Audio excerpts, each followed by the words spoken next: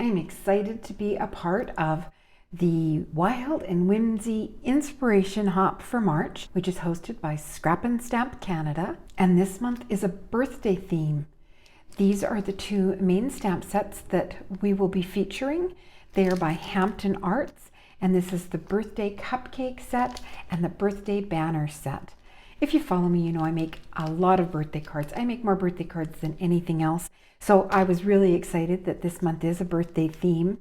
The sentiments on the cupcake set are happy birthday, enjoy, hello cupcake, and you're a sweetie. And I really like the design, which has some easy coloring options. And I like that there are included dies.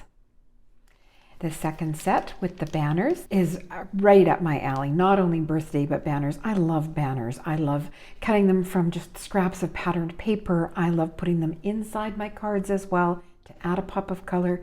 Again, helps you use up those scraps. If your card has kind of a busy background, cutting a banner from like a white cardstock or a light colored cardstock and stamping your sentiment on there, adding that to your card with dimensional adhesive really adds some pop to your cards. And I am excited about both of these sets. The sentiments on this one, it's your day, celebrate. And the celebrate is open, so you can choose to color them if you like. Cheers. A very happy birthday to you. That's one I will use a lot. Best wishes, party, and party like it's your birthday. And of course the sentiments will fit on those banner dies.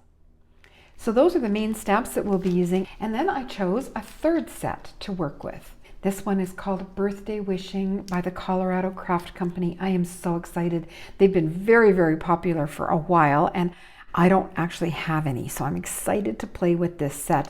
They are from an illustrator, Anita Jerem, and I apologize if I said that incorrectly, but I love her whimsical style, the sentiments. Happy day, I love you. Today is all about you. Happy birthday. Today is the day for wishing and smiling and celebrating you, and wishing your day is filled with lots and lots of smiles. I am just crazy about this set, those two sentiments in particular, and I also love the sweet font they're in. Look at this little mouse who's sitting back, and then this guinea pig or hamster critter. Oh, these images are just absolutely darling. So I wanted to show you what I'm going to be using this month for the hop, and I'll see what I come up with. Hello, my crafty friends.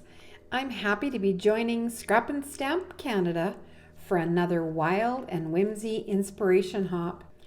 For my first card, I used the birthday cupcakes and the birthday banners, both by Hampton Arts, and each set came with a coordinating set of dies. I went over those earlier in the video. You can see now I've got them in their little clear pockets for storage.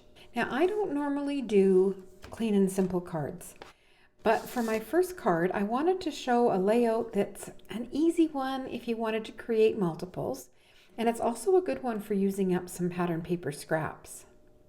The paper that I used is from MFT. It's Party Time, a 6x6 pattern paper pad. That's also available at Scrap and Stamp. And because I've been using the pad for a little while, there were a number of smaller bits and scraps in them. So I used the banner dies from the birthday banners to die cut those and add them onto my card front. And the Hello Cupcake from the birthday cupcakes was stamped right on one of the pattern paper banners, and then I did some doodles with a white gel pen. This card also has a bit of a surprise, as I added a circle-shaped aperture to the front. So the cupcake is actually adhered inside the card. This is a quick and easy way to elevate a clean and simple card. The sentiment stamp came from the birthday banner set. It's got some great birthday sentiments. I stamped it with Catherine Pooler ink, also available at Scrap and Stamp, and then did more little doodles with a white gel pen. I used a circle die from Hero Arts to cut the opening, but you could even use the cupcake die to cut an opening, or use a heart shape, or a label shape, or a square. I wanted an additional pop of color on that card front, so I added a narrow frame by nesting together the same circle die that I used to cut the opening and also the next size up circle. I attached them with removable tape and ran them through on green cardstock, and I left them attached so I could show you. So you can see I also reuse some purchased greeting cards. Loved the green on the back of this card. And when I take the tape off, then I will also have this green circle that I can use on another card another day. You could also make your frame wider. You would just have to make sure that you plan for that ahead by moving your opening up a little bit. But you could even do multicolored by nesting those circles. The cupcake itself was lightly colored with Zig clean color markers. I added some white gel pen highlights and then covered the icing area with glossy accents. Then I set it aside to dry because I'm terrible for smearing that stuff. So I set the cupcake aside to dry, and the next morning came in and added it to my card. When I went to do that, I decided I liked rather than kind of the cupcake floating inside the card, I added just another little scrap of that pattern paper, and there's a little base for my cupcake. Some stickles or glitter glue on the heart and Wink of Stella on that heart. And that heart is one of the dies included in the birthday cupcakes. So this is my first card, but I did make another one. So let me show you that next. I couldn't wait to use this birthday wishing stamp set from Colorado Stamp Company. So that's what I used for my second card. And this card also has a bit of a surprise to it.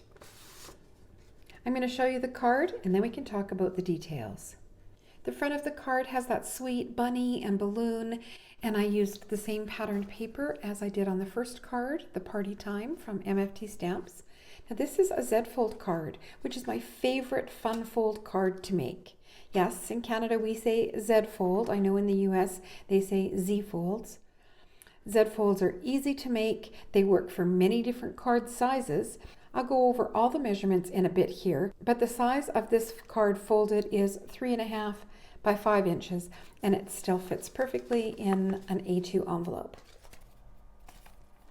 So this is the Z-fold card. So you can see it makes that kind of Z-fold. When you open it up, I used the birthday banners to stamp one of the sentiments on, and you can see that there is also a thumb hole. When you open that flap, you see that it's actually a gift card holder. I give a lot of gift cards, and I really like to make the wrapping a little bit special. Sometimes people complain about giving a gift card, feeling that it maybe is kind of impersonal, but when you gift it inside a handmade card, I think that elevates it quite a bit. The little thumb notch here was created after I applied my panel, and again I used one of the circle dies from Hero Arts, the Infinity Circles. I just lined it up on the edge and held it in place with removable tape and then ran that through. So I've got my nice little thumb hole here. The pocket itself was created with the diagonal gift card pocket, which is by Lawn Fawn. Normally you would cut the pocket itself out of cardstock, and then the stitched decorative panel you would probably make out of patterned paper, but I did the opposite because I really wanted to stamp another one of the critters from that birthday wishing set. So I have all 3 of my little critters here. This is a card that will stand nicely for display. There is a little bit of bulk in it with the folds, which is nice in an A2 card because there's lots of room for it to slide. You can get smaller envelopes. They might be an A1 size, don't quote me on that, but there is a size of envelope that fits on one of these kind of note card size that are 3.5 by 5. But with the additional layers, it makes it a little bit tight to get in and out. I used Majestic Confetti from Studio Katia. I did my stamping on Bristol smooth cardstock and then used Zig clean color markers to color them in. And there's a little bit of Wink of Stella on the balloon, on the belly and the nose. I used an MF3 cloud stencil and blending brushes to just lightly do some sky. And I didn't even mask my bunny. I was just careful as to where I placed the cloud stencil. And these banners also make a perfect little area to have a signing block. For measurements on my card, you're going to take cardstock that measures 5 by 10.5 inches.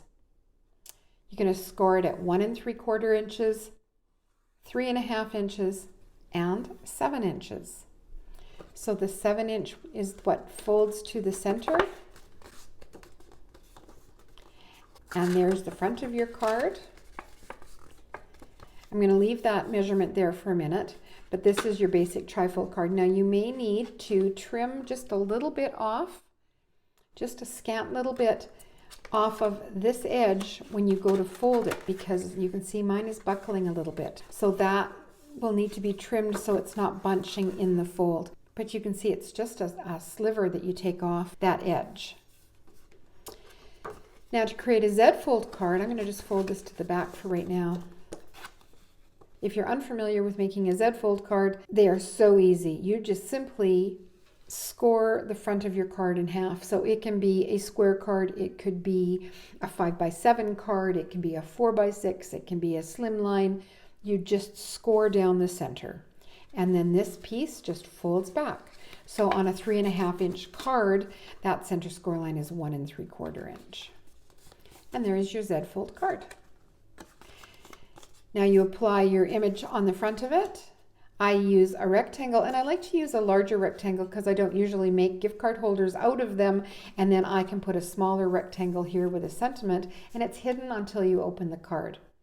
So I do tend to put a larger element on the front of my Z-fold cards, but you're fine to put a heart, an oval, a circle, and then something smaller on the inside so it's kind of a surprise when the card is opened.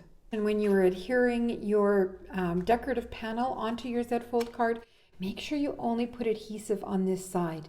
If you go further than that on your element, you will essentially glue your card closed. So you do have to be mindful of that. It's a good idea to lay out what you're going to adhere on the front, flip it over, and make a light pencil line so you know you don't put your adhesive over that edge. There's my 2 cards for the Inspiration Hop by Scrap and Stamp. I hope you will hop along with us. There's a chance to win a prize and lots of inspiration.